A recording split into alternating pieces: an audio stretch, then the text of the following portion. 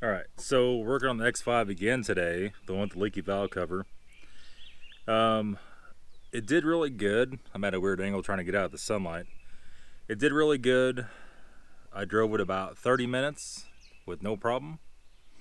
All the smoke had stopped. We were good to go. Well, where I drove it was 30 minutes away, so I came back home. When I got home, it was smoking like crazy. It was leaking oil out all around. I'm going to show you here in just a second.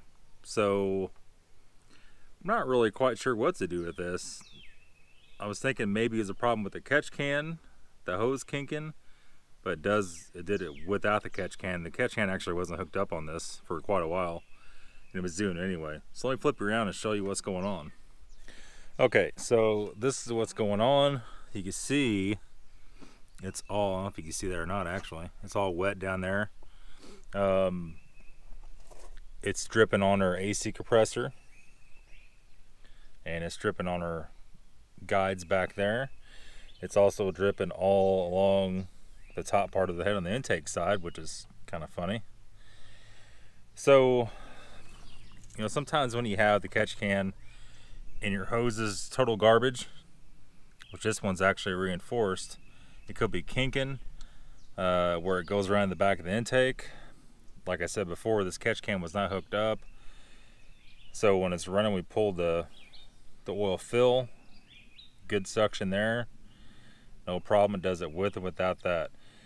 Now if you watched the last video on this 2 days ago, I replaced this cover with another one, another unknown cover. It doesn't seem to be cracked anywhere, but there is one thing they have in common: we use the same gasket.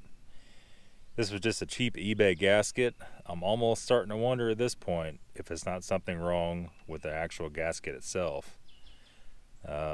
We even went through and put 3 washers on all the bolts on this whole lower side, and it leaks just as bad as the top side that does not have that done. I don't see any oil down here in the valley of any of those. Oh, microphone's stuck in the damn oily mess there, and I can see that there is oil spray up on top of that right there, which I'm guessing, you know, I really don't know at this point. I don't know what's going on with this thing. This thing's always leaks some oil. I crawled underneath of it. It's not leaking from anywhere else. It's not, you know, just not. Everything else is nice and clean on the block. The upper oil pan gasket's clean, the lower's clean. You know, so I don't know. I'm just kind of stumped at this point. So the Steadicam still isn't here for this thing. Should be here Monday. Today's Saturday. Caught up in that FedEx/UPS Smart Post nightmare. The Civic, I drug in here. I didn't make a video on this thing at all. Drug this in here the other day. This is a 98 Civic. My friend that owns this and the 05 Civic we're doing the head gasket on, which I need to finish that yet too. He had to leave town for almost a whole year for his job, so went and got these from his house, and I guess fix and sell is the idea here. Let me pop the hood in this bad boy and show you what's going on with it. Actually worked on this the other day, the same day I was working on that X5. I just come over and opened the hood and was looking at it and started working on it. So I had a couple oil leaks. As you guys know, on these Civics, they have a problem. Let me stand in the sunlight so you can see. The problem with the lifter assembly leaking right there. The valve cover gaskets like to leak, and the distributor O-ring likes to leak. So he went through and put a valve cover gasket on it. He didn't use any sealer. He only used sealer in the corners only. We all know that just doesn't really work. So you can see it's got the seepage all along under the manifold there. It's not bad. I don't know if it's justifies pulling that cover back off or not. But the main Achilles heel was the distributor O-ring. Distributor, a lot of guys will put a bunch of sealer, like silicone, on that oil ring because they're hard to buy them anywhere.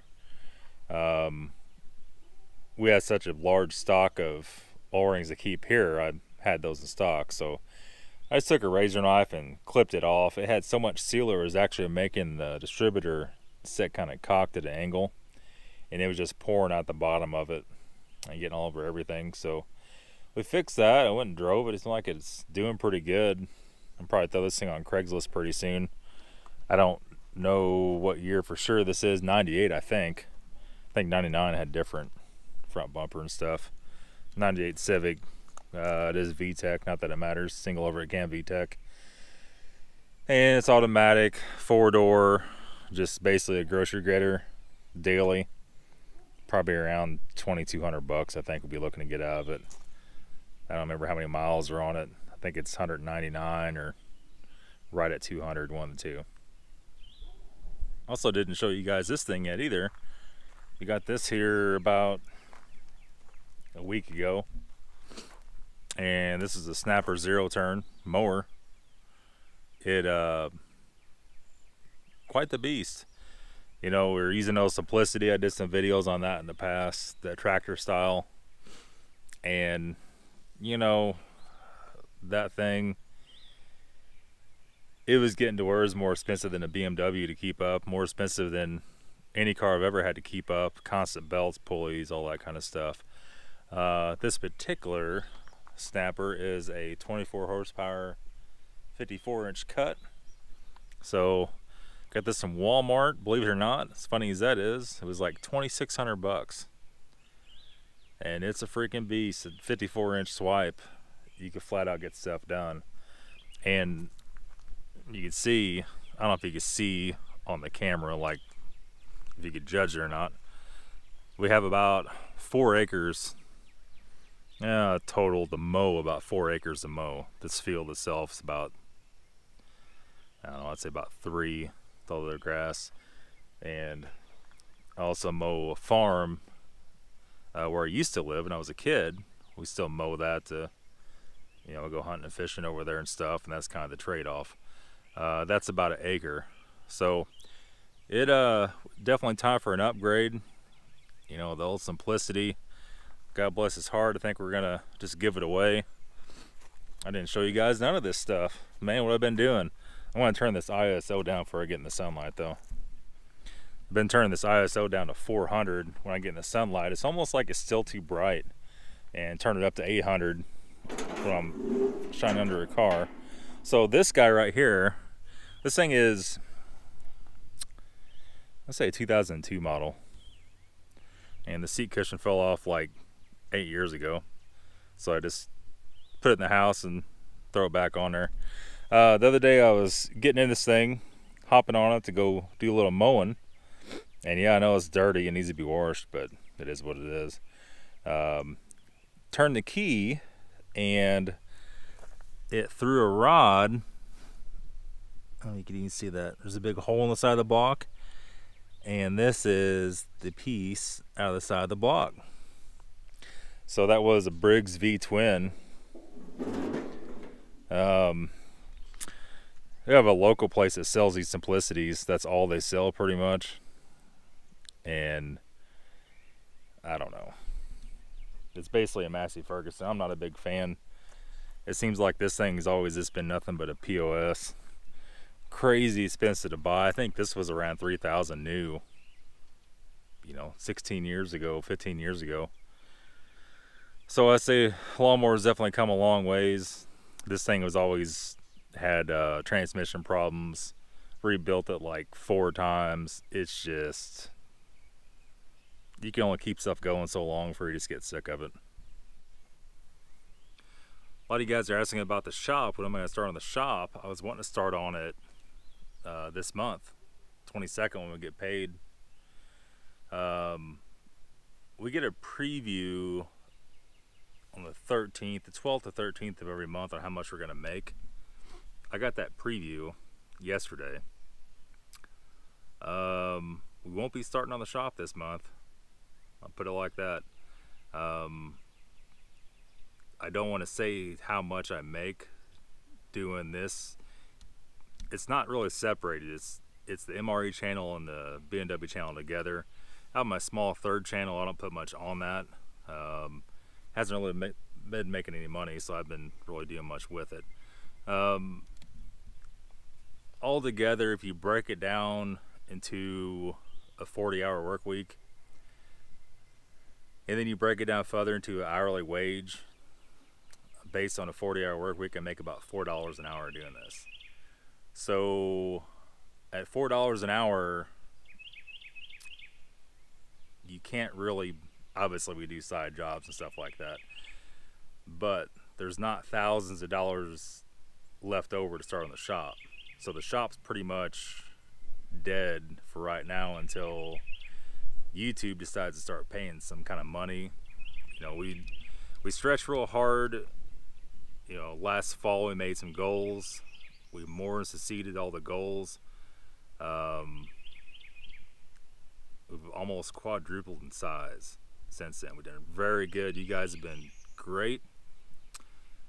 Actually making less money right now than what we were last November, October, November, by about half. You could tell I'm just kind of getting a little bit burnt out, taking the same car back apart 10 different times, getting sick of that. So, you know, I don't know. Just what it is, I guess. Not really too upset about it. I mean, it's kind of expected, but just getting kind of disgruntled, you might say. So pretty much from what I read, a lot of the problem with YouTube and Google AdSense is YouTube takes 40% of your earnings from AdSense. So you're already screwed by 40%, which is not good all in itself. The last month, a month or 2 months ago, a bug crawling on me, Walmart and 11 other big companies pulled out of advertising from the election in November. They got all pissy if their ads were on a Trump ad or something like, you know, I don't know. Some kind of absolute bullshit like that. I'll probably get flagged for saying bullshit. But that's what's been going on. I'm just to the point where I'm just sick of this nonsense. A lot of you guys ask me why I don't have my own website. I actually ran a website before when I was doing a lot of eBay stuff. It didn't do good at all. I don't know if it will, like if I started posting my own videos to that. The only way that would work if I primarily use YouTube to drive traffic to my website where I could actually get paid and have AdSense ads run on the videos on there and stuff like that. I'm not sure. I have to do a lot more research on that. That does take a lot of time and a hell of a lot of time and a lot of effort to actually make a website, a decent website, and to keep up with it every day. It's kind of like having another YouTube channel, except worse. But I do have to know how to do all that. I don't know. We're not big enough to sell anything on there really besides BMW parts and stuff like that. I just don't know that the traffic for an actual website is there anymore. 10 years ago, yeah, I think it was. 5 years ago, kind of. Now, yeah, think about that. When's the last time you went to an actual website to watch videos? Never. Really? Everything's off YouTube. So I don't know. We'll do some more thinking about that and see if that's going to work or not for us.